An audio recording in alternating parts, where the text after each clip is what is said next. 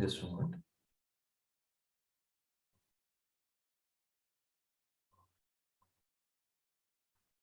Okay. So the chapter now starts.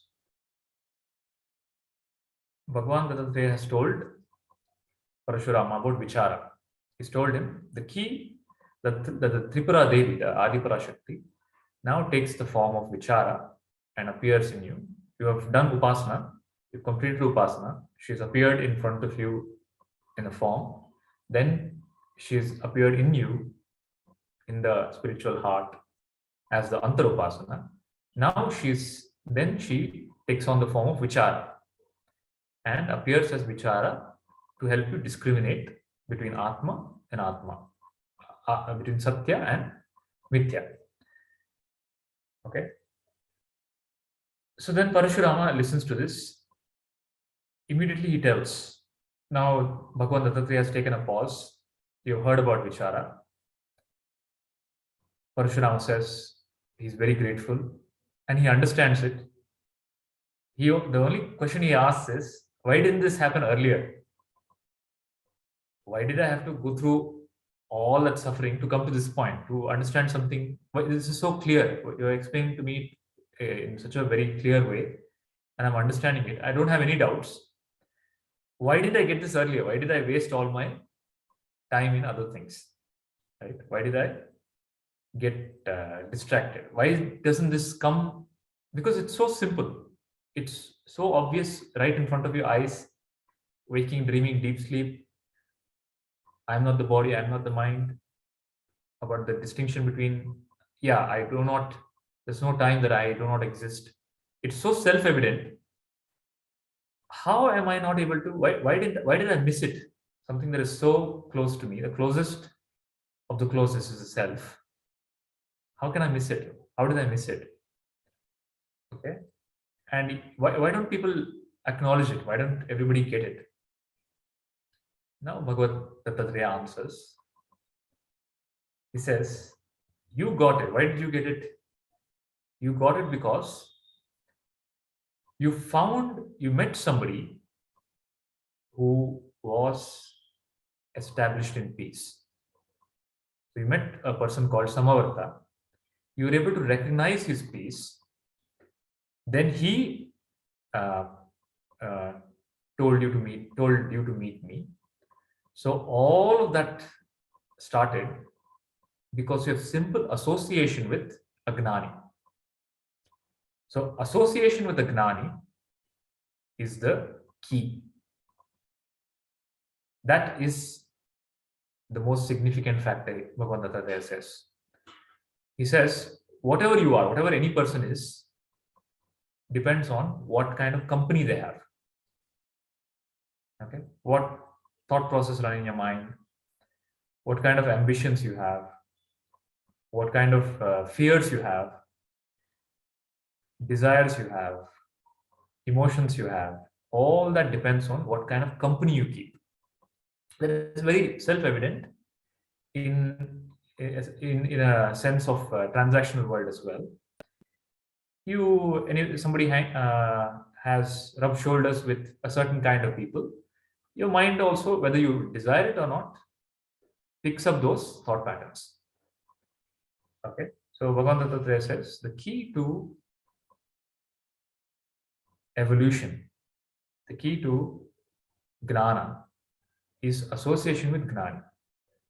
And his association with gnani is called satsang. Satsang, the sangha of truth. Sangha of truth is the association with the wise, association with gnani. And one such association transforms your life. That's what happened to you, Parashurama. This is seen in the case of Valmiki as well, the one who wrote the Ramayana. In his former life, or before he was known as Valmiki, he was Ratnakara. He was a dacoit, thief. Then the association with Narada transforms his life. So like this, there are many stories in the Puranas about how somebody from a certain plane gets associated with the higher plane, and then the transformation happens. Okay. What is the science behind it? Let us understand. This is what now Bhagavad Gita gives a story to illustrate the point. I'll come to the story. But let us inquire into association, how association with the wives has an impact on us. Okay. So the question is, first is that association required? Like I told you last time, this is not a monologue. I don't keep telling, you don't keep listening. You have to answer. Is association required? Yes, Krishna. Guruji. Right. So what does association do? How does association work? I think it's like a magic. Magic. I Okay. feel association is like lead by example. You follow what you see, or that's more practically impacting. Yeah. That you can actually be there, be like that. Be like that. Okay. Any other answers? There is a saying by, there is doha of Kabir Das, Kabira Sangati Sadhu ki, जो कुछ जैसे कबीरा संगति साधु के जैसे चंदन को साथ जो कुछ गंधी देत नहीं सो भी पास सुवास, मतलब it is just like basically it is kind of radiation of one's positive energy into another's, makes other thing, the same way radiate the same energy, Yeah. So the association has two parts. One is the magic part, and the other is the logic part. Okay. The magic part is simply it's actually not magic, it is a truth. Somebody who is, whenever I'm speaking of association, please, the mind again comes up with some concepts. First thing you see, some dress. Okay. Associating with certain dress, no. Associating with certain tilak, associating with certain mala, or associating certain physical characteristics. This is not what we're talking about. We are talking about association with the truth. And the truth is somebody who has found it, has become deeply peaceful, free from suffering, okay, is able to live equanimously. And if required, you're able to verify that with the Shastras. Okay, you say these are the characteristics of Gnani, and these are found. And all that is in retrospect. But the first impact that happens is when the true association happens, your mind just naturally becomes silent. Effortlessly, the mind becomes silent. Okay? There is no questioning, there's no explaining, nothing is required. Just in the presence of the person, if your mind has become silent, deeply silent, that is a significant sign. So Bhagavan Ramana Maharshi says that is a sign of a guru, true guru. Just in the presence of the guru, your mind becomes silent. That you can call as magic part. The logic part is, the reality is, there is no such thing as material world. There is no such thing as physical world. Everything is energy. Everything is energy. The rock, the mountain, the water, air, all five elements are energy. Human beings, planets, animals, plants, everything is energy. Any doubt in that? And this is what even modern science says now. Everything is energy. Now that energy is one energy. There are two energies. The energy takes on many forms. The energy takes on the form of a stone, it takes the form of water, it takes the form of plant, it takes the form of human. But energy is only one. That one energy appears in many ways. Like how gold appears as coin, chain, earring, one energy appears as various physical objects. In the sense, they are never physical object. If you have the right instruments, you will never see them as physical object. You are perceiving the world with the sense organ. That's why everything is appear physical. Just amplify the sense organ a little bit. Imagine giving the eyes a little bit more power, like a microscope or a telescope. Then you will see through things. Okay, like Superman, you will be able to see through the skin, and you will be able to see through. So the reality is always energy, which is perceived by you in many ways. Now the energy is one energy, and the energy is connected. Any doubts so far? What exists is only pure energy, and the pure energy is called Shakti, Mother, Ma. And there cannot be many different energies. It's one energy appearing as many things. So that one energy is interconnected. Okay, there's no separation in that energy. This, whatever is separating two objects, in between also is energy only that is separating them. You're not able to see it, that's all. For example, I am sitting here, you are sitting there. There is a separation. But if there is a separation, how are we communicating? There must be a connection, right, for us to communicate. How are we communicating? How are you able to see me? That means in the separation, there is a connection.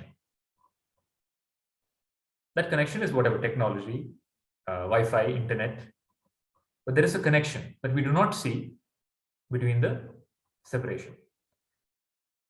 So this unseen connection is what at one level is technology, but in the truest sense, there is no separation as such. Everything is deeply interconnected.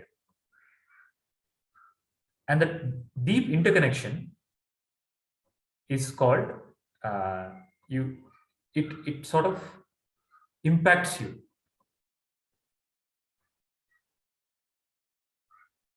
It impacts you and you impact it. It's not just one way.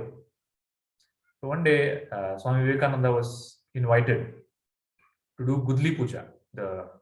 It's a puja before you start construction. So somebody came and told, please don't start right now. It is Rahu Kala.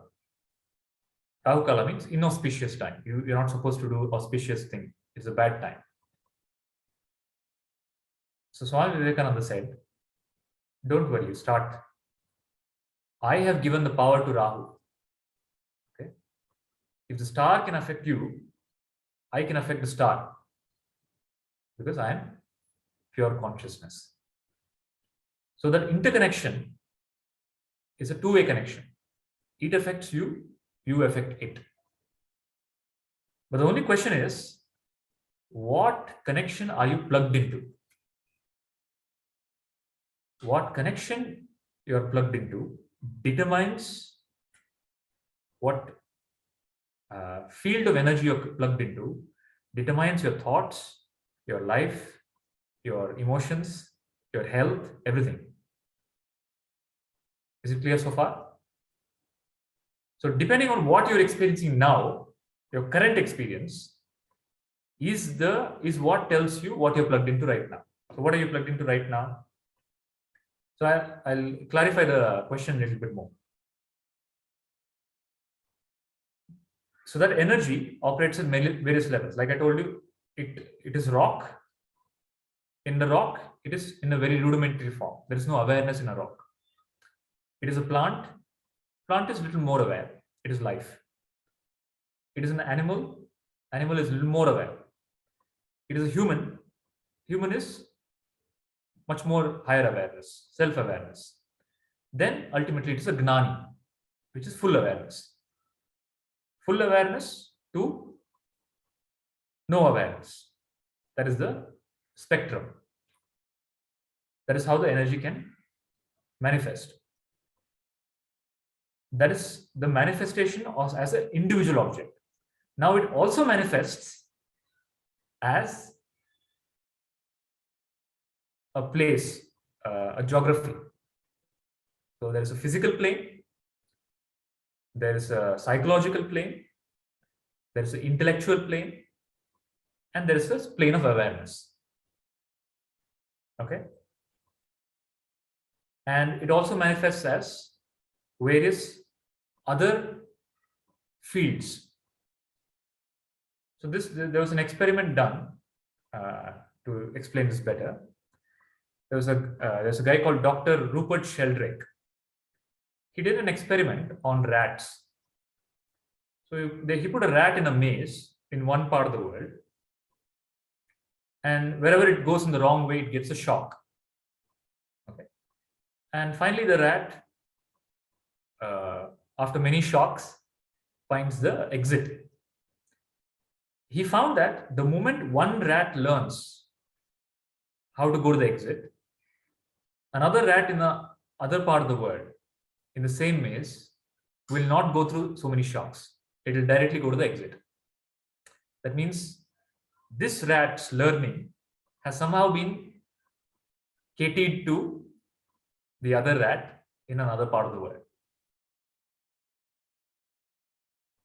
Now that cannot happen, and there's no sense of having a Wi-Fi connection or phone call with the rat to do a KT.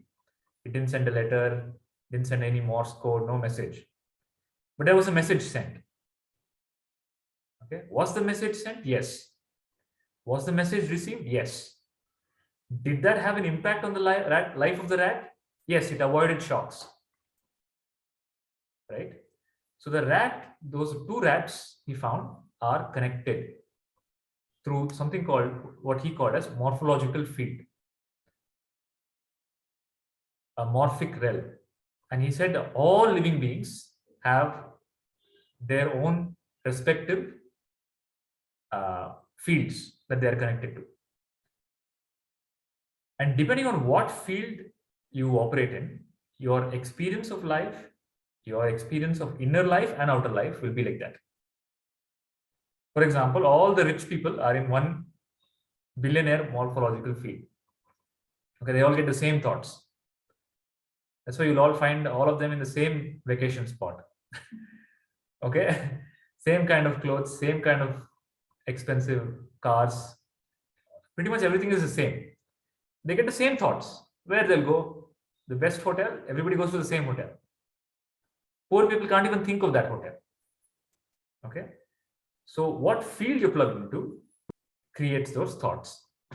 Now, based on your thoughts, your emotions, your external life, what are you plugged into? Is what you have to see. And if you want to change that, the secret is association with somebody in that particular field. In this case of what Bhagavan Dattatreya is saying, is Parashurama, you were depressed, you were miserable. That is a very common field. You were in the normal realm. But because of your whatever grace, luck, whatever you call it, divine will, you got associated with somebody who is in the field but not in the field. Okay, so that is what even the Bhagavad Gita is. Krishna is in the field of battlefield, but he's not in the battlefield. His body is in the battlefield. Arjuna is in the battlefield, but Arjuna is plugged to a different field. Krishna is plugged to a different field. Okay, and one thing, please understand, all fields are Maya. Whatever field it is. But the fields can be segregated as Avidya Maya and Vidya Maya. That's all. And Vidya Maya pushes into beyond the field, which is Atmangnana. But the transition from Avidya Maya field to Vidya Maya is what is the crux. of the journey. How do I jump from the avidya? And in avidya, there was billions of fields. Okay, there is a field of animals, there is a field of insects, there is a field of plants, there is a field of field of middle class, upper class, rich class, intelligent class. So many, as many people as there, as those many fields. Okay, how big it is, it's infinite. Okay, but there's one common pattern in all fields. What is the one common pattern?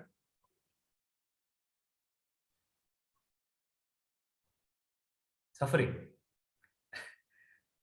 One theme of all fields there, whatever field it may be, billionaire field also included. Nobody is free from suffering. Nobody is free from depression. Then there is the field called Vidya Maya. Vidya Maya is in the same field, there is a being who is free from that field. And that is why the representation of such a person is the lotus. So all the deities are made to sit on the lotus. It's called the lotus feet of the Guru. Or all the deities sit on the lotus, because the lotus is in the field, it's in the water, but the water doesn't touch the lotus. This person is in the field, but the field doesn't touch it. In fact, he can influence the field. The lotus makes the pond beautiful. Okay, so the field influences you, and you influence the field. Right now, what is happening in your life? Is one is you're plugged into a field. You have to identify which field am I plugged into. Then that field is affecting me, or am I affecting the field? Then what is the way out of this? I want to be free from all fields. Okay, because all fields are Maya. I want to be free from all fields. I want to go to Vidya Maya, which is I want to transcend this field of suffering. I want to go into the field of the Gnanis. I want to go into the field of the Buddhas. I want to go into the field of the Rishis. And that desire, that seeking, pushes somebody or makes somebody meet with an individual from that field and plugs them into the field. Any doubts so far? And this whole process, this is the logic part behind it. Okay, there's no magic because it's all energy. And energy is the only reality. So what field are you plugged into? Externally you can be. Okay, externally you can interact. Externally you can have relationships. But internally, what are you plugged into? Like I said, Krishna is in the battlefield. Externally he's in the battlefield, but he's not in the battlefield. In the entire Gita, you cannot find a trace of whatever he says which is in relation to him being in the battlefield. Okay. Not only that, but the association with Arjuna with Krishna also gives Arjuna a glimpse of what that field is. So Arjuna gets the Vishwarupa Darshan of Krishna. So you get a glimpse of the field of Bhagavan Sri Krishna.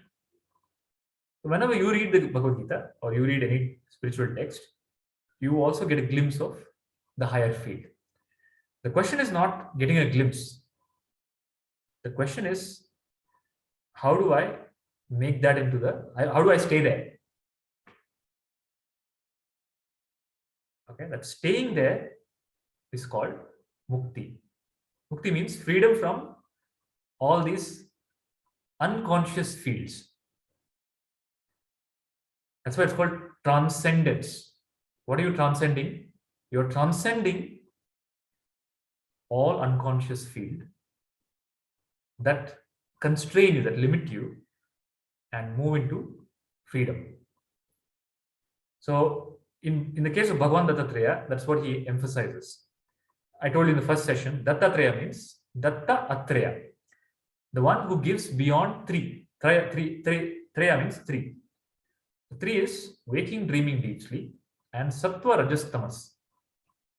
The fields can also be categorized as tamasic fields, rajasic fields, and sattvic fields. So the journey of any human being is from tamas to rajas to sattva to beyond. And the one who gives that beyond is Dattatreya. He doesn't even talk about sattva, rajas, tamas. I told you. He doesn't even talk anything below Atmagnana. He is not even bothered about the lower fields. He's only talking about the higher. So which field are you in? Are you in the tamasic field? Are you in the rajasic field? Are you in the sattvic field? Or are you beyond? Is what you have to self-evaluate. Okay. How do you evaluate? Based on your deep inner experience. Not based on your thoughts. Not based on your emotions. Not based on your state of the body. But based on what is your deep inner knowledge and experience about what reality is. Any doubts so far? I'll take a pause here. Soumitra?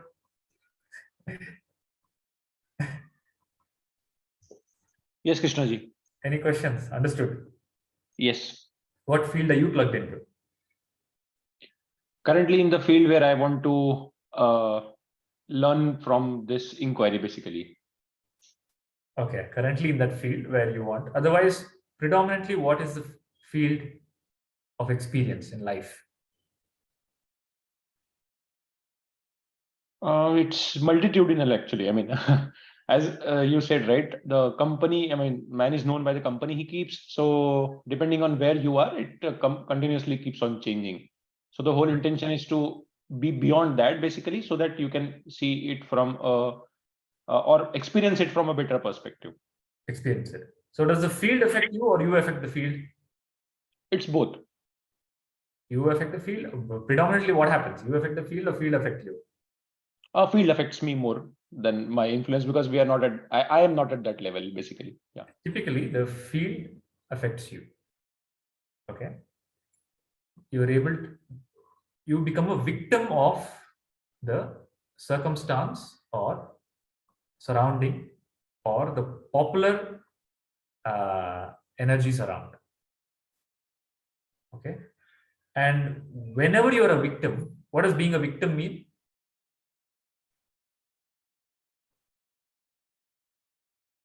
Getting influenced by that. change. Victim means you're helpless. When you're helpless, life is not pleasant. You shrink. Okay. Your capabilities shrink, your thought process shrinks, everything shrinks. To become free from all of that is real mukti. Okay. So I'll take up. So this was the introduction that what Bhagavan Dattatreya is trying to imply to Parashurama, to tell that Parashurama, it's because of your association. So whenever you associate, you plug into a higher field. So the journey starts at a level of a society. That's why our ancestors created physical forms for the deities. Because it's easier to connect to a physical form. That is why they created temples. Okay. The moment you go into the temple, you plug into a different field. Okay. So what is the field that you plug into in the temple? The notion that you get there is, okay, there is a divine that is taking care of me. You don't feel orphaned. There's a notion, there's a deep feeling that there is somebody who I can rely on. There's somebody who can help me in my situation. And people need that at various stages. Then they leverage that. Then that's how the growth happens. Okay. So our ancestors created whatever you see in Sanatana Dharma, right? They're all reference points or sockets. You can think of them as sockets that you can plug into to plug into a higher field. That can include yoga, that can include bhakti, that can include upasana, which is some form, that can include mantra, some word, chanting. So when you chant the name of the Lord, when you say Krishna or Rama or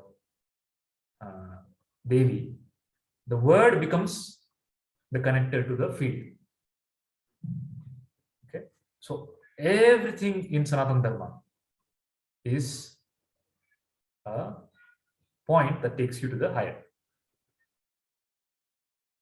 Any doubts so far? So Bhagavan Dattatreya gives that answer. He tells it's all because of your association with the Gnani. Now he tells a story. He tells a story about a prince and how associating with a wise person transformed the life of this prince. Although on the surface it might look like a very, it's such a ordinary story. The story that Bhagavan Dattatreya illustrates is like a deep analysis of the working of the human mind. Okay, it's like opening you up and revealing to you, it's like showing a mirror to you and helping you understand the entire journey. So the story, he says, there's a person called, and the vichara is embedded in the story. Okay, it's not just an arbitrary story with it's not a moral story. Every step of the story is vichara, is inquiry. So the story starts, there is a king, and the king has two sons. One prince's name is Hemachuda, and his brother's name is Manichuda. So Hemachuda and Manichuda have gone to the forest. They want to hunt because they are princes. They don't have any other better work, and they go hunting. And when they're hunting, they are victorious. Then there's a storm, heavy rainfall, storm, and there are many people. There are princes and their groups. Everybody they all scatter. They are not able to find each other because it's pitch dark and it's storm. They're not able to communicate. They're not able to call out. They're not able to find anybody. And the prince Hemachuda, he wanders in the forest and finally he finds a ashram, a hermitage, a house, and he's delighted. Oh, there's some person here. And he goes and knocks at the door. And when he knocks at the door, there's this very, very beautiful girl opens the door. And you can imagine, it is a storm. He's a prince. It is a forest. And nobody is there. And a beautiful girl is there. He opens the door. He is shocked to see that's the last person he would have thought would have been there in that place, because she's no ordinary beauty. It's a celestial beauty. Okay. He thinks that he's hallucinating first. Then, okay, it's a beautiful girl. She tells, please come inside. She recognizes that he's a prince, and she also recognizes that he's already fallen for her. Okay, because women are smarter than men. Okay, she understands that this fellow, okay, he's fallen for me. He tells, come sit down. Then he goes on staring at her because he's smitten. He's completely spellbound. And he tells, it is very evident that he wants her. And he asks, how is such a person like you in this forest?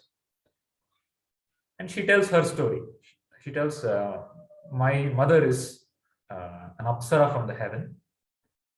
She was visiting Earth, and she met a king, and they got together, and my mother had me. But since I was from the earth, my father is from the earth, she didn't take me to heaven. She had to go back because visa expires. Uh, she cannot stay here forever. She has to go back, but she cannot take me. I don't have visa, so I have to stay here. And my father also disowned me. He cannot take me this thing. So I was left in the forest, and my current father, who is a sage, who is an enlightened being, he took me in, and ever since I have grown up here in the ashram, listening to the teachings. I have been here, and this lady's name is called Hemalekha. Hemalekha and Hemachuda. And Hemalekha is a Gnani. She is a Atmagnani. She has Atmagnana. She's enlightened. And but she looks the way she looks. So don't think beautiful people can't get Atmagnana. Atmagnani can be anybody. Okay, you can never say who is Atmagnani, who is not Atmagnani. So this person is an Atmagnani simply because she got associated with her stepfather. So then she tells the story, and stepfather comes. He tells, he also sees that the prince is smitten. He understands what is on the prince's mind. He tells, okay, I'm happy to get both of you married. You can go with Hemalekha. So Hemachuda is extremely happy. He takes the girl, who is of celestial beauty, to the palace. And the whole palace is delighted. It's like Diwali. Nobody has seen such a beautiful girl in their life. And she is now the princess. She's married to the prince Hemachuda. They are welcome. And what happens after marriage? Happily ever after. So the happily ever after starts for the prince. Prince is happily ever after has started. But this lady keeps on observing the prince. His only focus is her body and wine and parties and dancing. His only focus is enjoyment. And why not? Because he has the luxury to do so. He doesn't have any other trouble, responsibility. His job is to be happy. So he's always happy. Now she starts behaving indifferently. Whenever there's a party, she's dull. She doesn't interact with people. She embarrasses him. Okay? And no amount of beauty can cover up indifference. Okay? And he gets very hurt. Because the whole point of having a beautiful wife is to show her off. And this lady is not even talking to my guests. Then one day she's in the palace. She doesn't want to come out. He goes there. Following the story so far, he goes there and he asks her, what is wrong with you? Why aren't you happy? Is there something missing? She tells him, no, something is bothering me. Okay. But I'm a very ordinary village girl. I'm a girl from the ashram. I don't know. I'm not educated like you. Maybe you can answer my question. Okay, because the fact is that she's wiser than him. She's able to see through him. And she wants to uplift him, teach him. But there's no way he'll accept her as a guru. For the teaching to happen, he has to accept her in a higher position, as a teacher, as a guru. Just the way Arjuna did. Arjuna had a notion that Krishna is my friend. Then in his suffering, he asked Krishna to become his guru. Now, Hemachuda needs to make Hemalekha needs to make Hemachuda suffer so that he asks for teaching, either from her or from somebody. She has to play the role of a wife, truly now. So she starts telling, she tells, she doesn't reveal that I know better than you. She doesn't offend his ego. She tells, I don't know anything. I'm bothered. Can you please tell me? She tells, I'm not at all happy. What is the secret of happiness? Can you please tell me? Her first question, very simple question. What is the secret of happiness? What is the secret of happiness?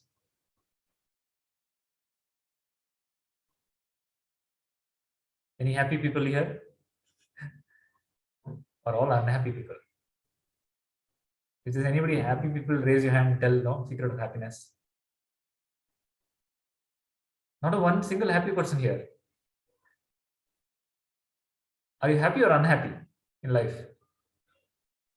Happy when we are in the field of view, unhappy when we go back to other fields. No, that's not true, right? Desirelessness. Don't give a theory. Tell me, are you happy genuinely? Are you happy deep down, or are you unhappy? Happy. I am happy when I'm myself. Are you yourself? That's what. Whenever I am myself and then in my own field, then I'm happy. When that field gets influenced with the environment, the happiness tends to shake a bit. Okay, so not everybody's on video. You're all intelligent. So how many people are happy? Raise your hand. One. Only one. Two. Okay. 3, 4, 5. So many people. Okay, so all the people who raised the hand, are you happy always?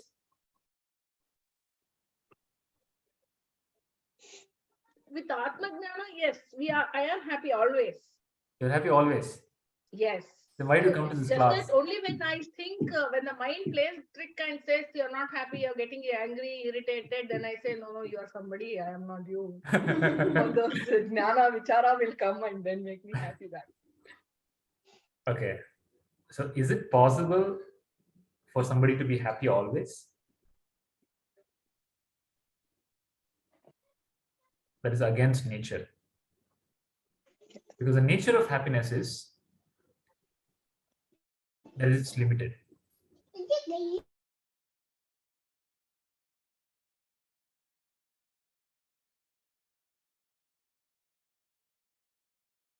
Happy always? Enlightened beings have to be happy. They're blissful. They're in the primary state, isn't it? Who? All our jnanis, gurus. Forget, we're not talking about Gnanis. Gnani special case. Laughing So Buddha. happiness. Laughing Buddha. Laughing Buddha. So there was a monk. The two monks were standing near a pond. The first monk told, he looked at the fish, there are fish in the pond. Have you seen a Zen pond? That fish is in the Zen pond. So the first monk looked at the fish. He told, the fishes are in bliss. They're so happy all the time. The second monk told, how do you know you're not a fish? Right? How can you tell you're not a fish? Then the monk replied, how do you know I don't know? You're not me. Okay. How do you know that I don't know fish are not happy? You're not me. So it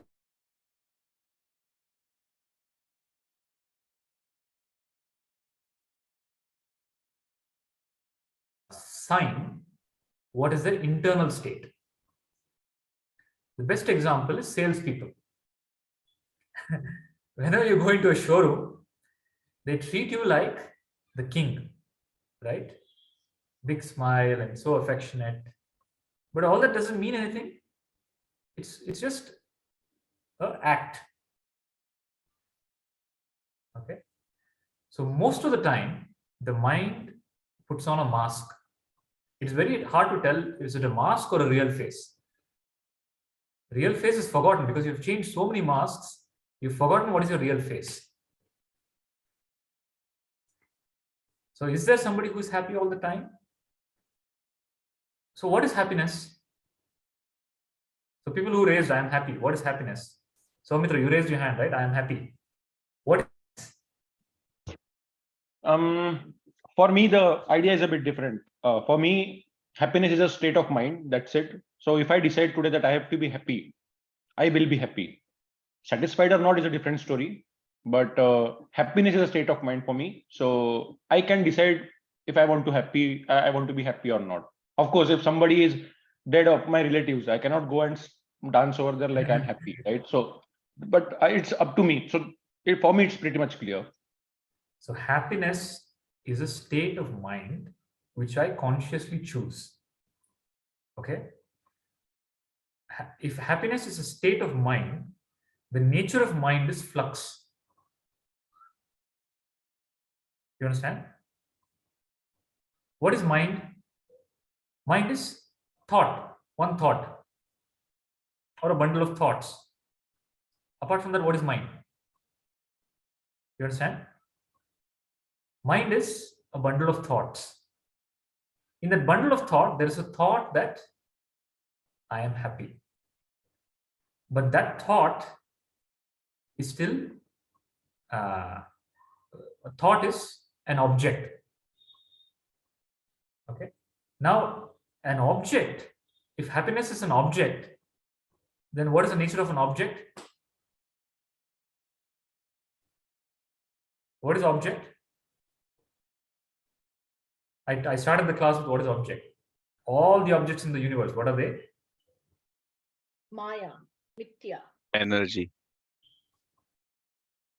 Okay. And energy is constantly changing. That means your happiness is what? Is constantly changing. So happiness is a state of mind, is true. Happiness is a state of mind. But because it is a state of mind, and mind itself is in a state of flux, the nature of mind is constant flux, change. So how can something that is constantly changing be a permanent state?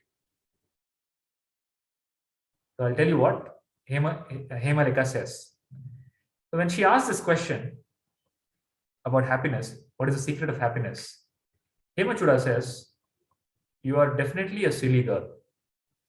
You're definitely from the village. This is such a stupid question because what is happiness? Nobody has to teach anybody. What is the secret of happiness? Nobody has to teach. He tells even the birds, animals, insects know what is happiness. What is happiness?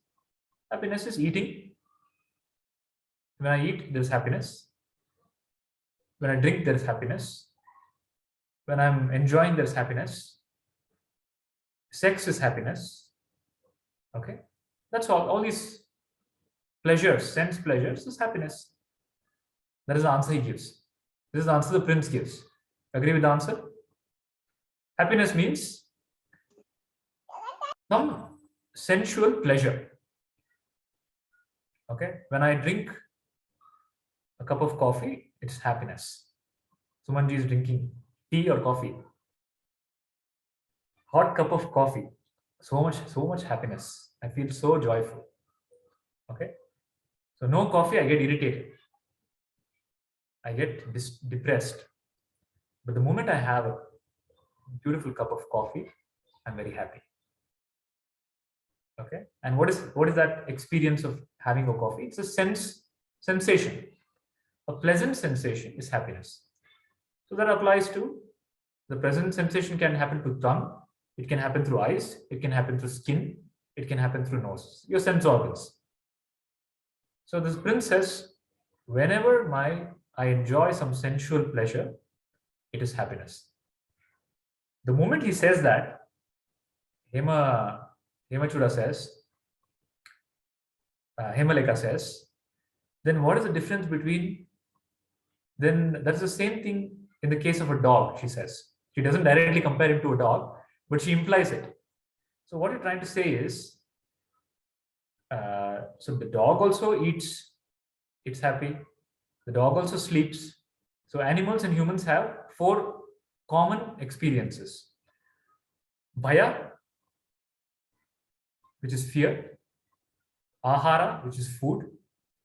Nidra, which is sleep. Maithuna, which is sex. Animals also have fear, human also has fear. Animal also eats food, human also eats food. Animal has a family, human also has a family. Animal builds a house, you also build a house. Animal has sex, you also have sex. In fact, animal has better than you, human being. Okay, human being has so many constraints. The only species animal on the planet which has to be given sex education is human beings. Have you ever heard of sex education for animals? They don't need to be taught what not to do. Human beings have to be taught what not to do, how not to do it. His mind is focused on that. She focuses on that aspect and tells him, indirectly she tells him, then what is the difference between you and animal? Whatever you call as happiness is what animals also deriving as happiness. Then what is the difference between you and the dog? And this shakes him, this offends him, because he understands what she's trying to say. This offends him and he tells, oh, don't compare me to the dog. Okay? I have intelligence. I'm able to use my intelligence and live a happy life. Again, she catches hold of what he said. So please tell me, what do you use your intelligence for? You say you use your intelligence, right? That's what is making you different from an animal. What do you use your intelligence to make yourself happy? So how do human beings use their intelligence to be more happy than animals?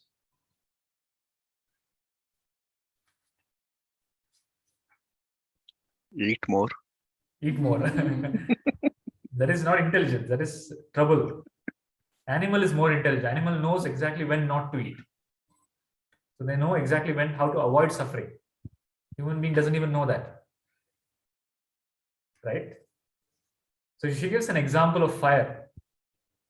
She tells, you use your intelligence, but all your intelligence to create happiness is also very short-lived. Okay? It's all very contextual. So she gives an example of fire. She tells, there's fire. Fire gives happiness. Okay? But only in the cold. If it is hot summer, fire gives suffering. Then she tells that fire, if it touches you, it burns you. It gives you suffering. Then she tells your own father. Now she's going to Baap pe ja rahi hai. She's hitting where it hurts. Ego. She's talking about your own father, who is the king. I have never seen him happy. He's always stressed.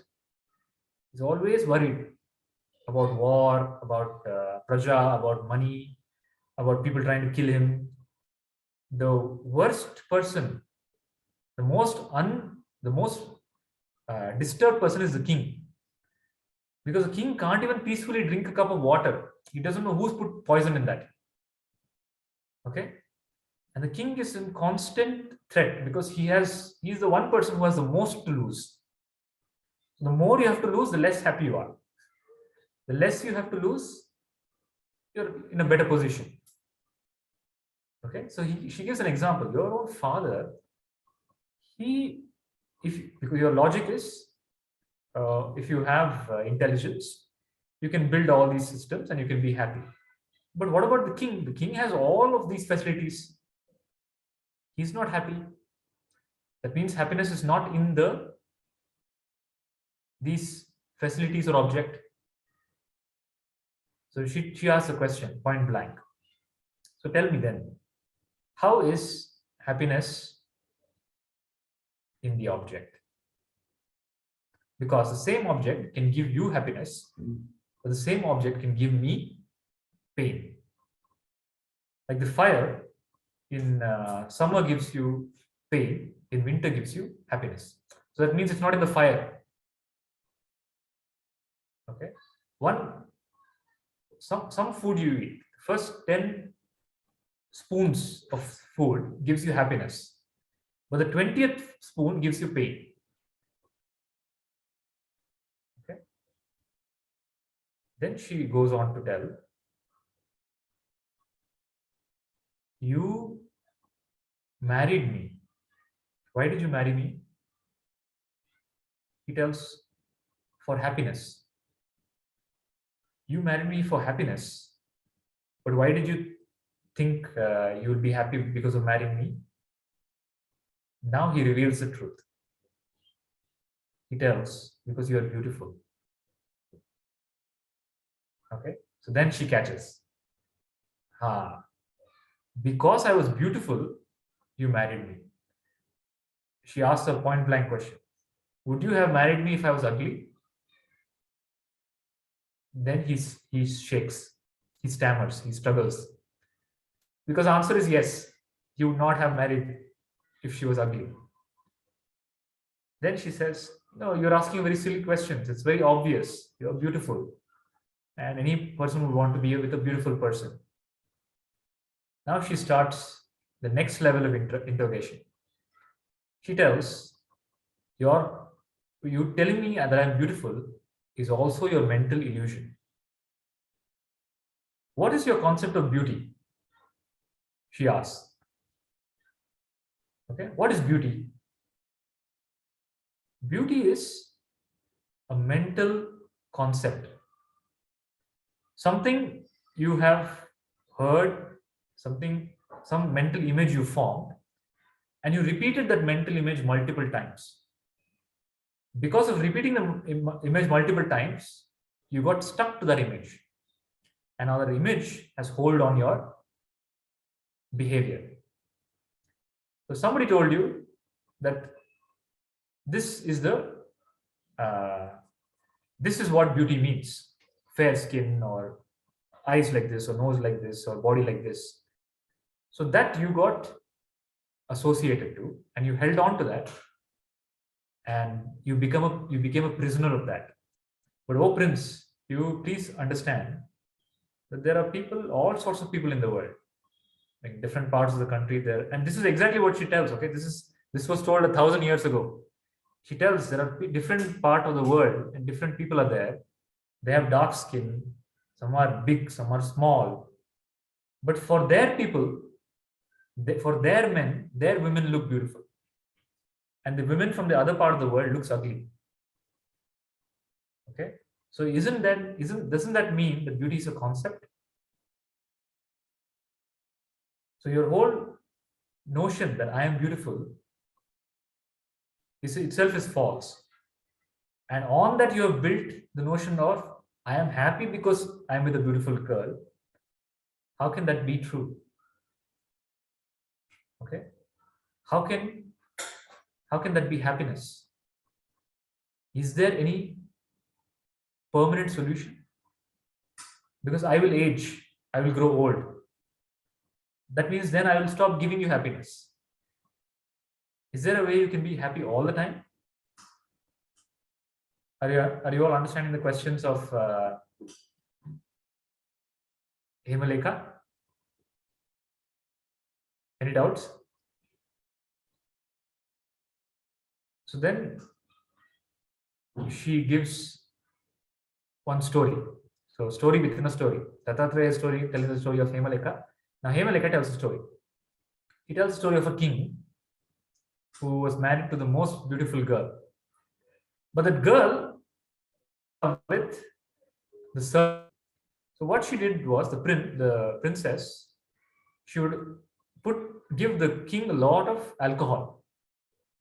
And whenever he's intoxicated, her maid to the bedroom of the king, and she would go to the servant. And the king, because he's intoxicated, he doesn't realize. Like this, lot of many months pass. Then one day, the king doesn't take much alcohol. And suddenly he realizes, oh, this is not my wife. This is some servant. And the servant is ugly. And he holds her sword to her neck. And she asks her the truth. Then she reveals that the queen is with the servant. He goes and sees there, this beautiful queen is with a ugly servant, another man. And then he starts realizing, what have I done? What am I doing? He starts questioning beauty and his life. And Hemalekha says that then he left the kingdom, he went into the forest and spent his time into meditation. So all these questions, and she tells a story to make that point about beauty, how beauty is just conceptual. After listening to all of this, Hemachuda is messed up. Okay, because he cannot give any answer to her questions. He's messed up, he leaves the room and he becomes depressed. Because now, every time he goes to enjoy something, he thinks about what she said. Okay? He thinks, what am I doing? Then he'll go to the room, he'll try to, then he opens all the scriptures to see the answers. Every time he reads a scripture and tries to meditate, he can only think of pleasure. What am I doing? I'm wasting my life on these scriptures. I'm young, I should be enjoying. So he's stuck. If he goes to enjoy, he only thinks about scriptures. If he goes to the scripture, he only thinks about enjoyment. He doesn't know what to do now. Should I enjoy or should I read the scripture? If he goes to the scripture, his mind will tell, what nonsense are you doing? All the scripture is for old people. You have to go and enjoy. So this is the very same statement that I made to my guru when I first met him. Many, many years ago. My first time when I met my guru, I didn't know who he was. The first time I met him, I told him all this spirituality nonsense is for old people. It's for people above 60. Okay? I was 20 at the time. I told, when you're young, you have to enjoy life. Okay? Because you'll not be young all the time. You have to party, you have to do what young people do. Because when you're old, you cannot either way do it. When you're young, you have to use it optimally. So my guru gave me a piece of paper. He told me, okay, fine. You please write on the piece of paper that I'll be alive tomorrow. I told, I can't write that. Then he said, you go to any doctor, please ask them to write that I'll be alive tomorrow. Forget 60. I'll be alive tomorrow. I said, I can't. Then he said, if you don't know if you'll be alive tomorrow, how can you postpone spirituality for 60? How do you know you'll be alive at 60 to study? Okay. And that I understood, and then here I am after that. But this is what has happened to Hemachuda. He is not able to enjoy, neither is he able to withdraw. He's stuck. Okay, he's not all along. He was ignorantly blissful. He was happy. Now, after her questioning, he is not able to neither be happy, neither able to come out of that. Okay. So you see what happened to the prince. The questioning of what is happiness. So all of us take happiness for granted. Constantly the mind is seeking happiness, going after happiness, without truly understanding what it's doing. Okay. Constantly the only seeking deep inner urges, I want happiness, I want happiness, I want happiness. That is what is the driving force. Okay. But the driving force, I want happiness, misleads people. Okay. And whatever they do for that happiness, they only end up with more unhappiness. Okay. All the happiness that you find is like sugar mixed with sand. Whatever gives you happiness eventually gives you, that same thing gives you unhappiness. So if you think, people think money gives you happiness, the moment you have money, that same money becomes pain, suffering. Because now you get the fear of losing that money. Okay, whatever gives you happiness becomes the cause of your suffering. True or false?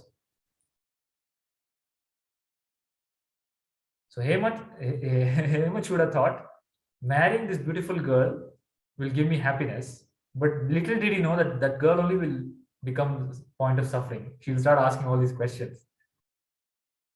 That very object of happiness became a suffering. And the happiness, and what she was trying to do was, first she tried to point out the nature of happiness, that the happiness is not in the object. When the mind clearly understands that the happiness is not in the object, what happens?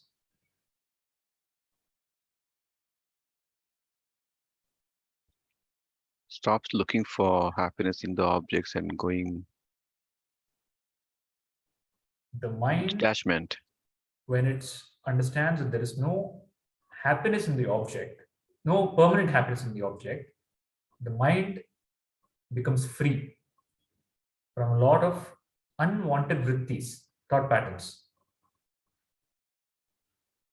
So you get more mastery over the mind. Okay, simply because your attention is not, your energy is not wasted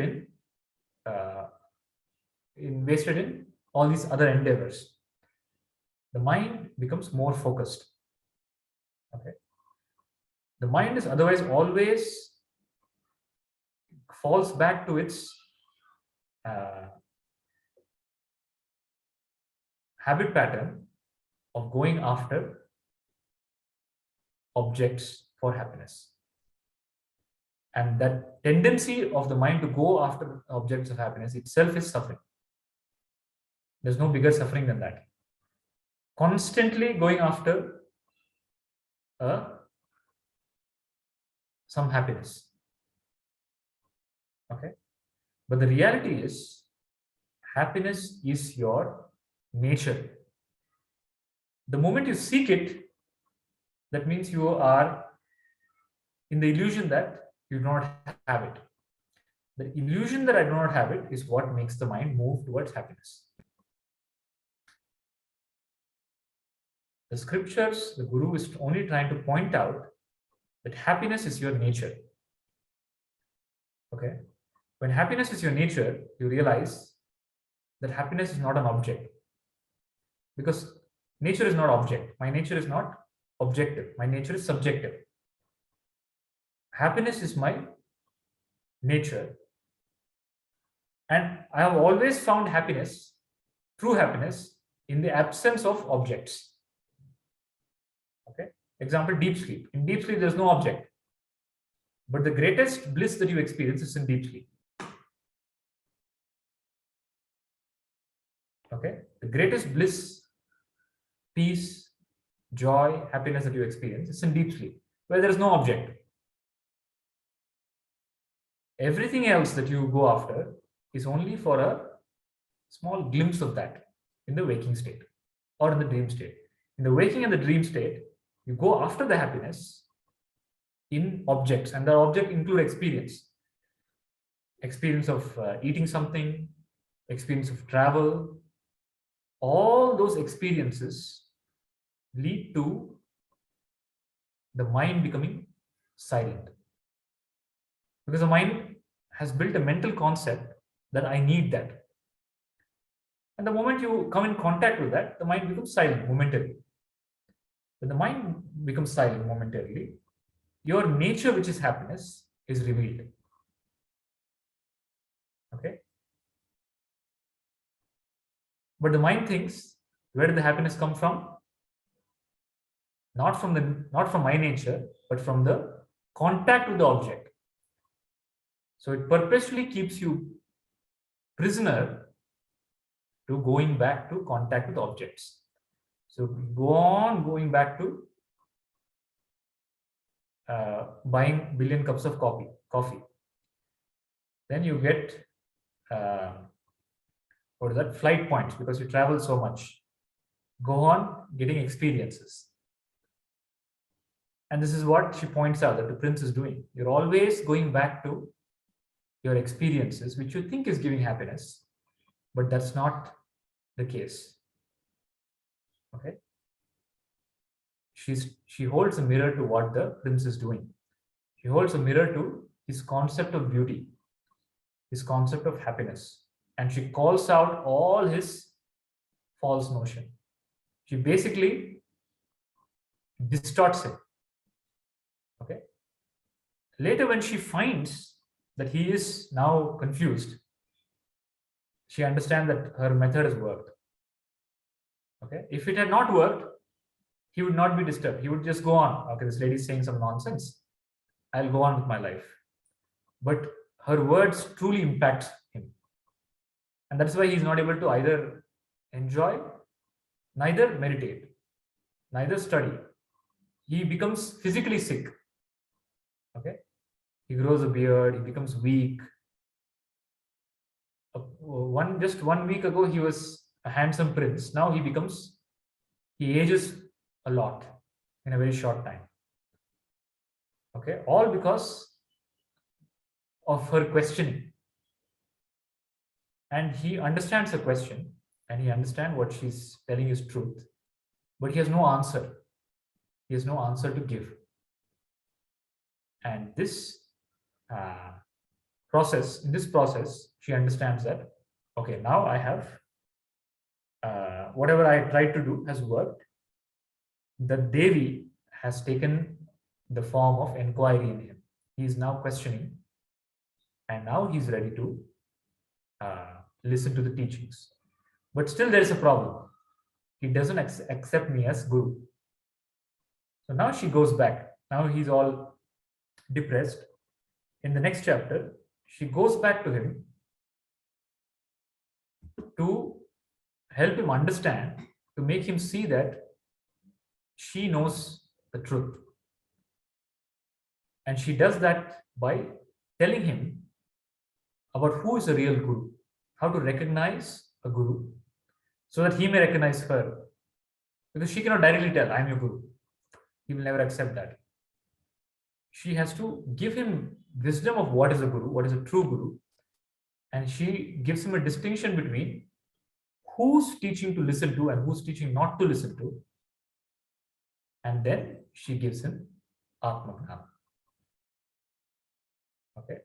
And on listening to that Atmagnana from Hemalekha, the Hemachuda becomes free, he becomes enlightened. Then his family also become students. They also become enlightened. Then the entire city, it's called city of Visala, becomes a great city in the country. It's an awakened city because all the rulers are now wise. The entire city becomes wise. So Bhagavan Dattatreya tells, just one association with this awakened being transform Hemachuda, his family, and the entire kingdom. This is the greatness of association with the wise. Any doubts so far?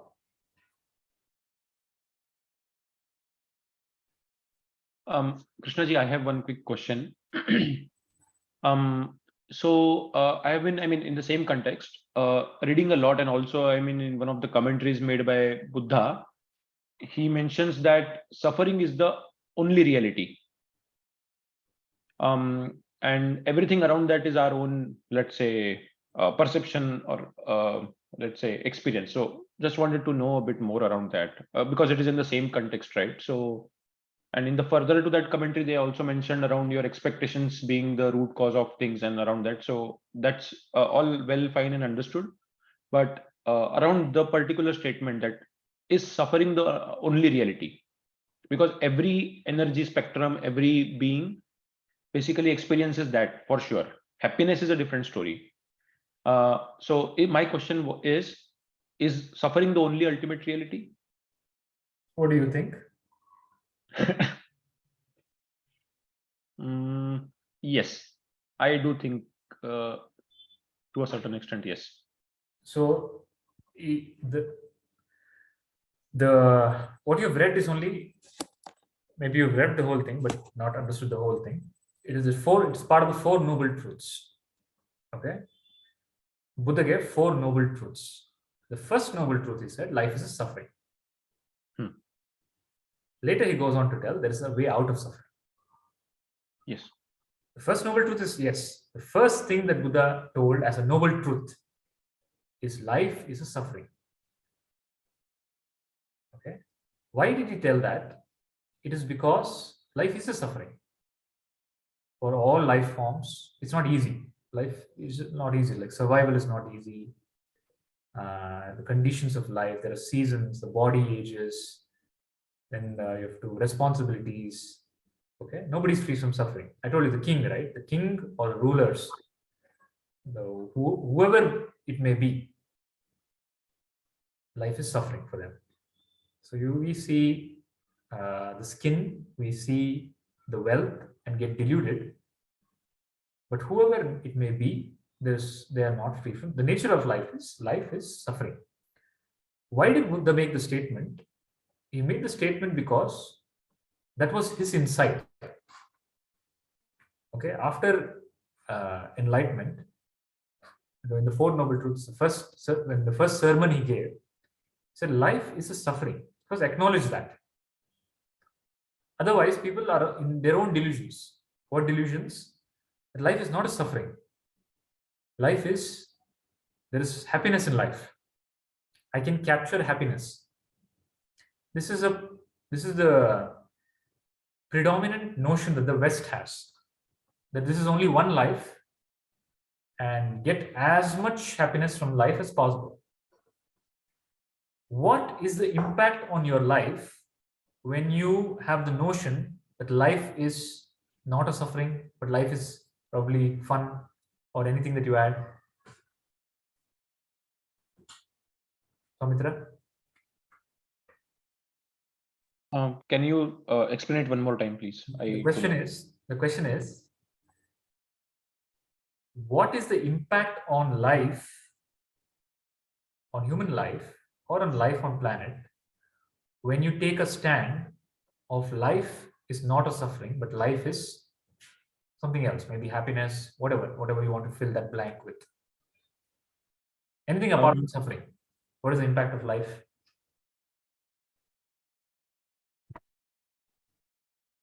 Basically, it helps me get absolved with that part of suffering which I'm interpreting in that sense. No, it brings more suffering. The moment somebody says life is not a suffering, life is full of possibilities, or life is so much happiness, there's so much happiness in life, they are asserting something that is against the nature of life. See, in reality, life is neither suffering, neither happiness. Life is nothing. Life is just clean. Life is life. Life is meaningless in that sense. Okay, but the meaning in life is it takes on whatever meaning you give it. Life is like a empty canvas. Whatever you write, it takes on that shape. It's like life is like you go onto the mountain, you shout something, it echoes back, right? You shout your name, it echoes back. You shout some abusive word, it echoes back. Whatever you shout, it echoes back. So life by itself is nothing. Is life. It has no meaning. But it takes on the meaning that you give it.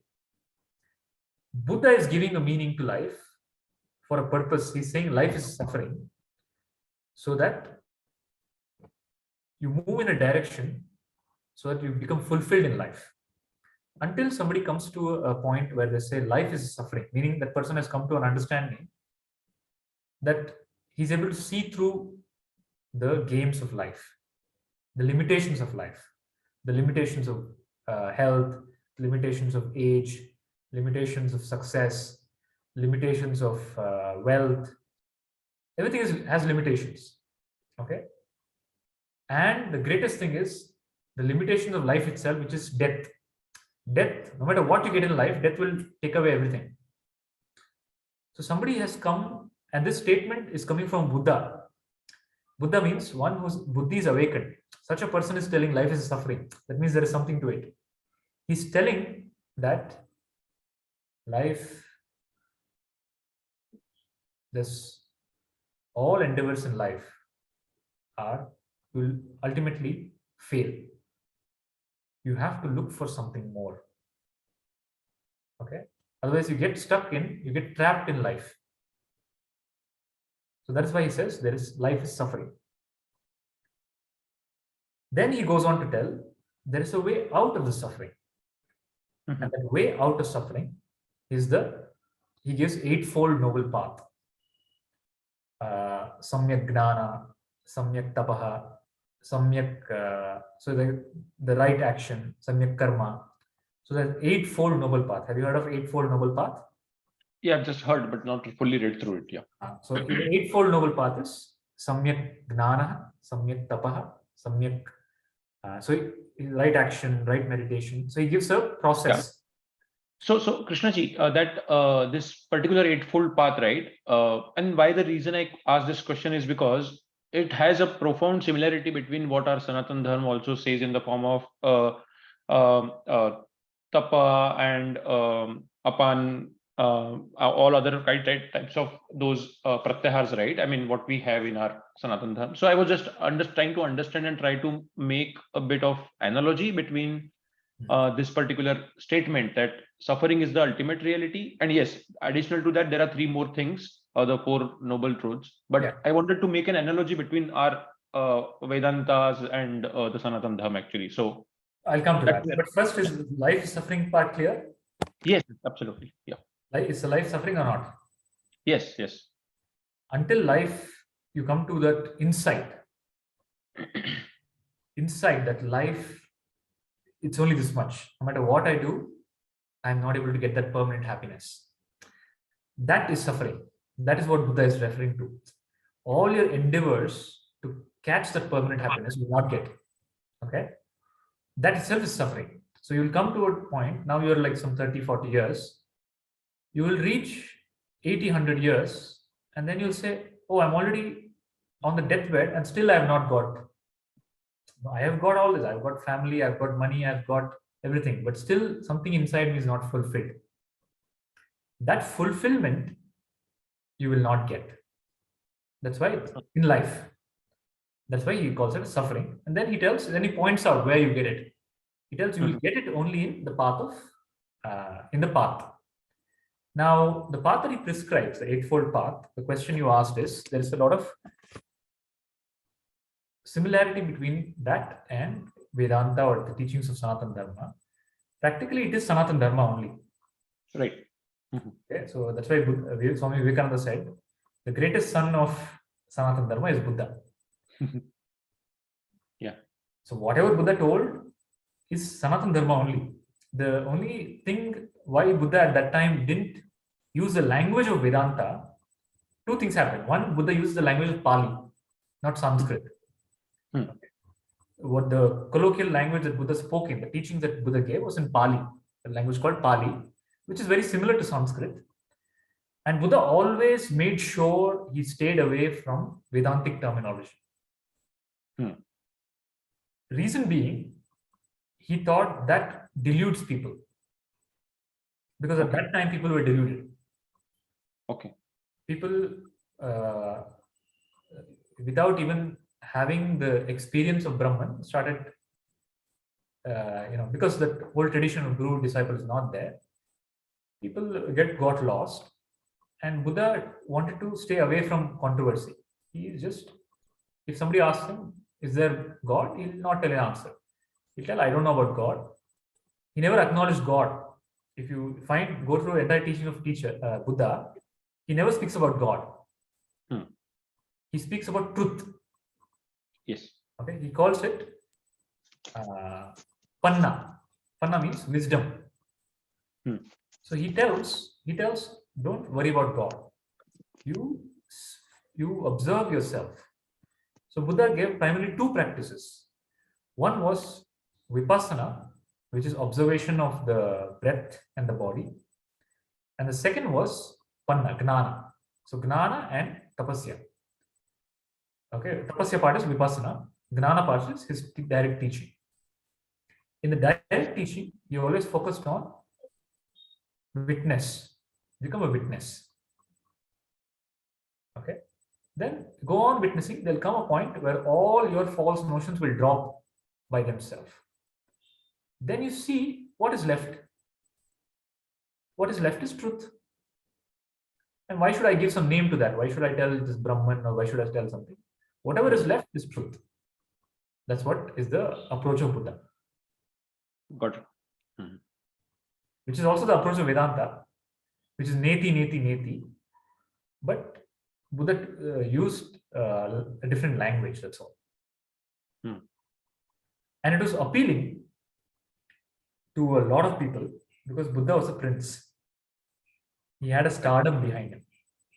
One, because imagine, right? Like a celebrity suddenly becomes enlightened and start teaching. Everybody will get attracted. Already they're attracted because of his persona. Then it makes sense, and a lot of kings became his disciples. All that happened, and it was a much easier path for people to, because the prescription is just witnessing. There's no distractions of any sort. And that is the teachings of Buddha. Now, the teachings of Buddha is different from Buddhism. Please understand the difference between Buddhism and Buddha. They're two different things.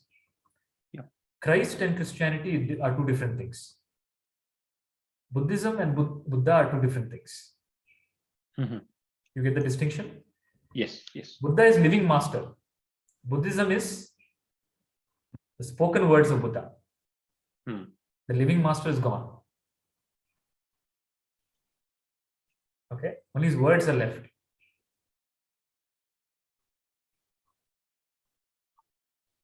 You understand? Yes. Unless, and that is why it is always important to see. So whenever we take any teaching, right, of Buddha or any teaching, even in Vedanta, you always have to see the context. Who said to whom, in what context? Right. That context, like Bhagavan Osho tells so many things. Sometimes it seems contradictory. Oh, in this talk he's telling like this, in that talk he's telling contradictory to what he told. The living master always addresses the one who's in front of him. Okay, he's not talking to some future dead person, future person who's going to come, or he's not talking to some dead person. His reference point is this person, this who is in front of me. So the teaching is very personal. Okay, there are some generic teaching which are universal, that's fine, but certain teachings are very personal, and that is what people misunderstand when they don't get the context of a living master and the context that the teaching is told in.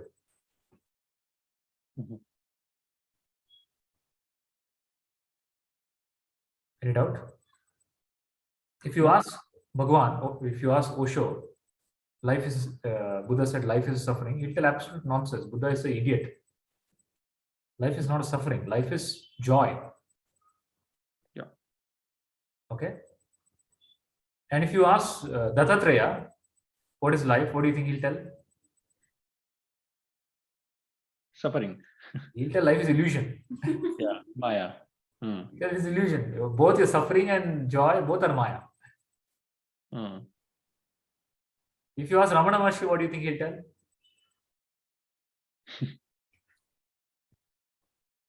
He'll say, ask who is asking. Ramana Maharshi will tell who is asking this question. Okay. So each master takes on a different way. And nothing is absolute. Please understand, nothing is absolute. Apart from the absolute truth itself, which is beyond words, no words are absolute.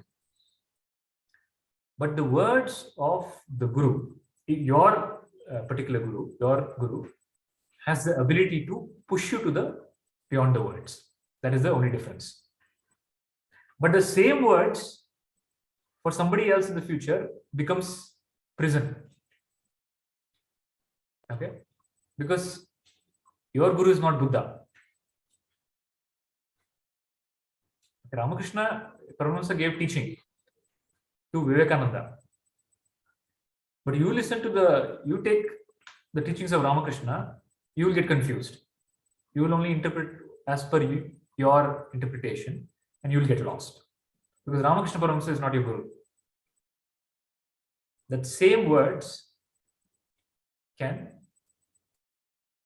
cause ignorance in you. So Ramakrishna Paramahamsa gave teaching to Vivekananda. So there was another disciple who used to, like Ramakrishna Paramahamsa, used to worship Mother Kali. He had a small idol of Kali and many idols. So Vivekananda passed by his room once and he called him and he told him, what is all this nonsense you are doing? You are students of Ramakrishna Paramahamsa. You need to know Nirvikalpa, formless. Lord is formless. And he gave him Vedanta, teaching of Vedanta.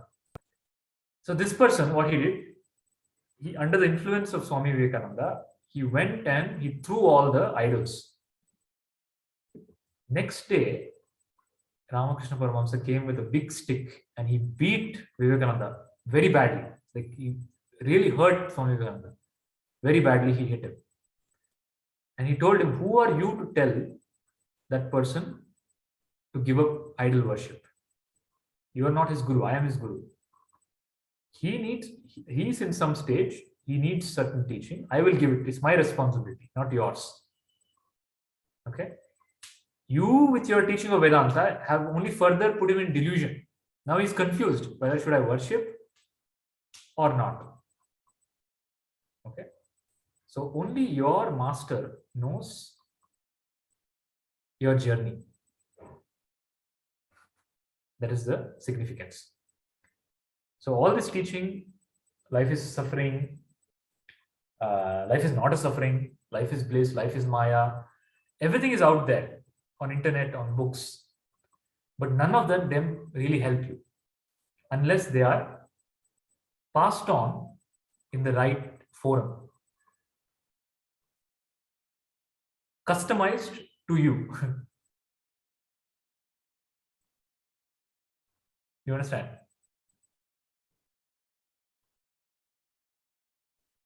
Soumitra, clear?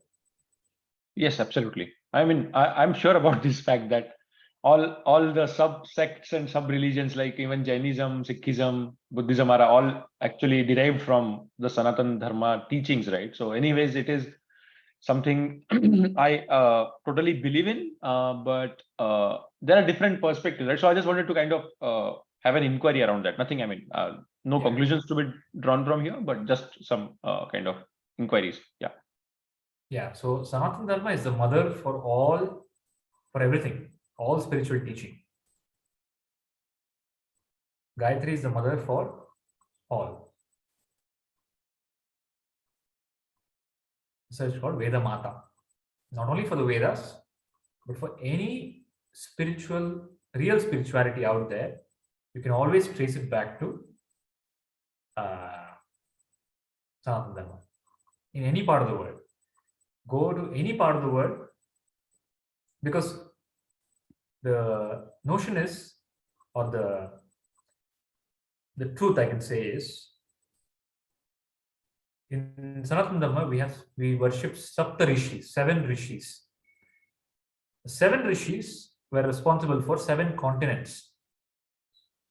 Okay, that is why when many archaeological expeditions happen, they happen in South America, deep parts in Iran, Iraq, they found people in meditative postures. Okay, they found Shivalingas in many parts of the world. Where you think there is no Hinduism or Sanatana Dharma. But Sanatana Dharma was a global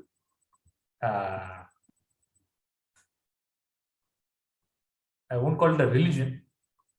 It is Sanatana Dharma. Truth, universal truth. Okay. So, any questions about happiness? Is happiness clear? What is the secret of happiness?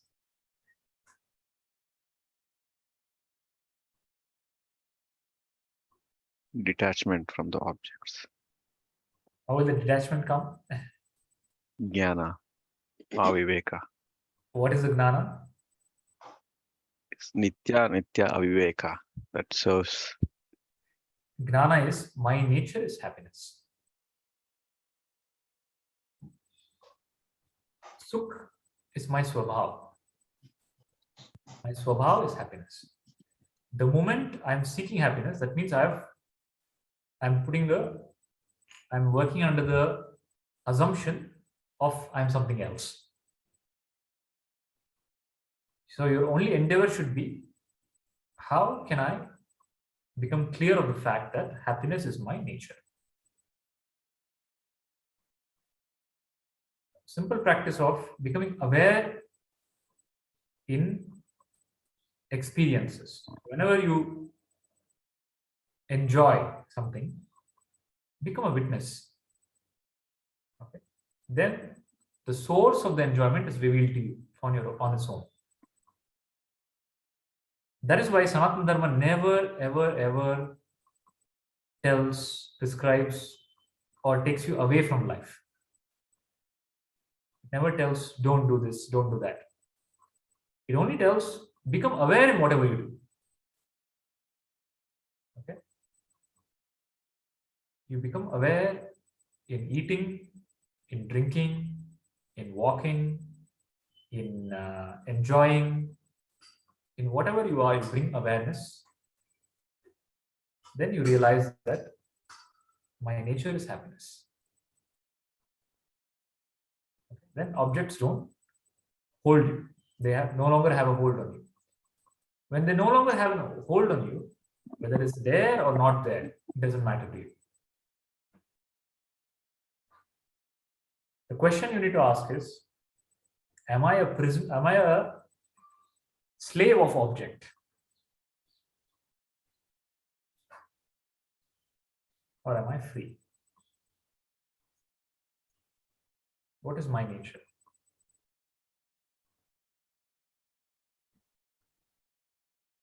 So in the next session, I'll take up what is a continuation of what Hemalekha said to Hemachuda and what Bhagavan Dattatreya continues to tell. Guruji. Yeah. Any doubt? You mentioned that Jainism is different from, Buddhism is different from Buddha. Yeah. Though Sanatana Dharma, I don't know whether this is right to say, though Sanatana Dharma is different from Krishna, but we have living masters. This is the contrast to Buddhism and Sanatana Dharma. No, Sanatana Dharma is not different from Krishna. Krishna is, that's not the that you can't make that correlation, right? So when I said Buddhism is different from Buddha, Buddhism is a ism, is what is the teachings of Buddha is recorded, passed on, and it's been practiced. There's a practice, and in that tradition, many masters will come. There'll be some enlightened masters, definitely, and there'll be many unenlightened masters. But that stream will continue as long as it has to. But by and large, the notion of Buddhism is different from the teachings of the living person called Buddha. But in Sanatana Dharma, it's a different case. In Sanatana Dharma, the Sanatana Dharma and the Krishna is an avatar. The Sanatana Dharma is not different from Krishna. Krishna is the embodiment of Sanatana Dharma. Okay. Buddhism is a collection of the teaching of Buddha. Then using that collection and probably some grace and some guru, in that tradition somebody awakens, then he's also called a Buddha. I am referring to the popular practice called as Buddhism. Okay, that is different from Buddha.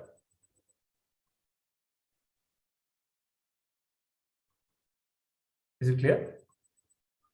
So in that way, Hinduism is different. the way it's practiced today. Let's not call it Hinduism. Hinduism is what is Hinduism? I really don't understand. It's a political term. Okay, well, how do you define Hinduism? Sanatana Dharma, I understand. What is Hinduism? Hindu is a name used for Sanatana Dharma, but it's always associated with, it's very contextual. They take up some bits and pieces, put it together, and as and when, however that needs to be changed, that is changed. Depending on who we ask. Depending who you ask, what is the context, what is the political debate, all that, it keeps changing. That is not Hinduism. That is not Sanatana Dharma. Sanatana Dharma, Sanatana Dharma. Sanatana means time immemorial. It's universal. Okay, it applies to all people, regardless of context, condition, anything. And it's eternal. And it is Dharma, meaning it's fundamental. What is Sanatana Dharma? To understand itself needs wisdom.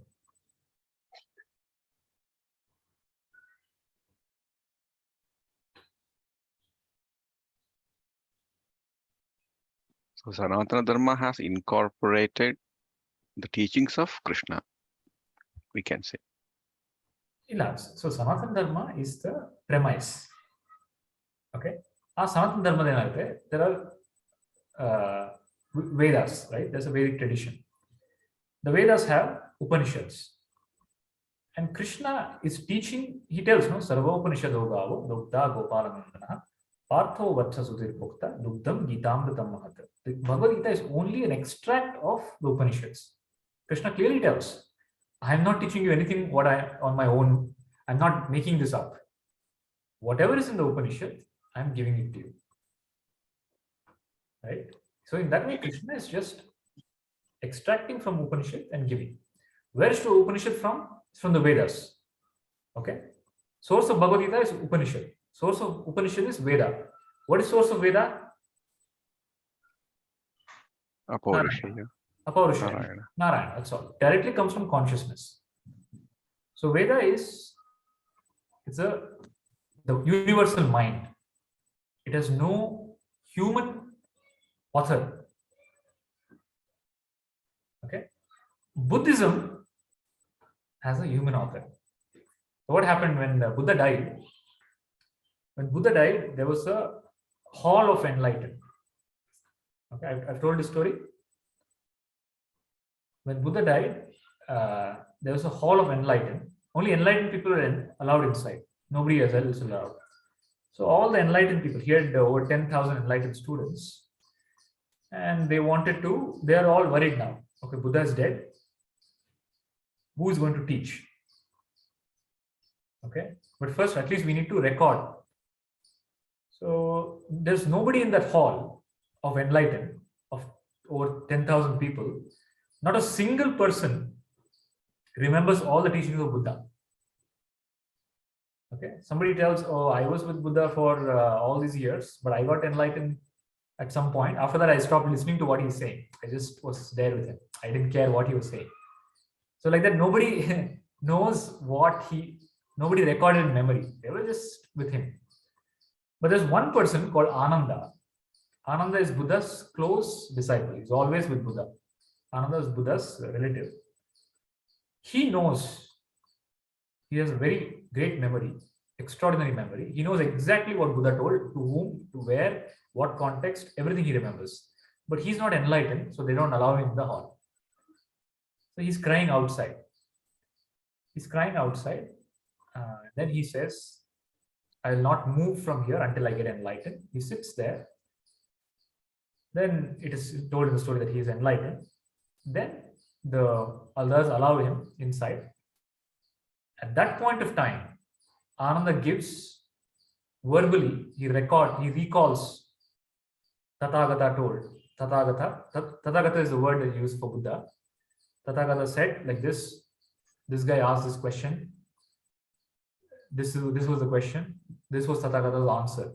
So from memory, he dictates and they record that, and that is called Tripura. as the first Buddhist text. Okay, that was given by Ananda from memory after enlightenment, because they're afraid if they allow an unenlightened person, he'll put his own masala in it. But Ananda, without adding anything, just a recording of what the Buddha taught. You understand? But that what the Buddha taught is a great pointer. But it needs another Buddha to awaken another Buddha. You understand? So that is the difference in Sanatana. Sanatana Dharma is the basis of the universe. Okay, from that Narayana directly comes the Vedas. From that, the Upanishads. And from that same Narayana consciousness also takes a human form. And when that higher consciousness takes a human form, it's called avatar. Okay, and that avatar comes with different levels of gnana based on their purpose and goal. So Krishna is not different. Krishna is embodiment of Sanatana Dharma. Rama is Ramo Vigravahan Dharma. Rama is Dharma, Dharma is Rama.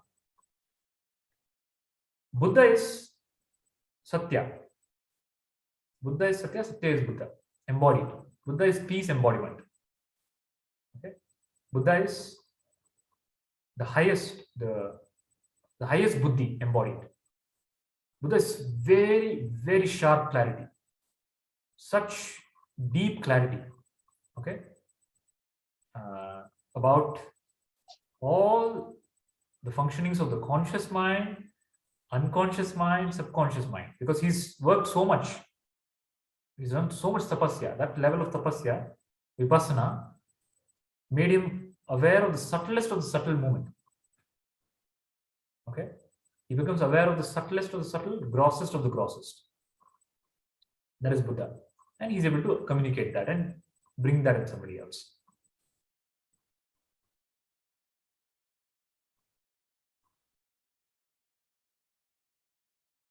In the real sense, there are no religions in the world.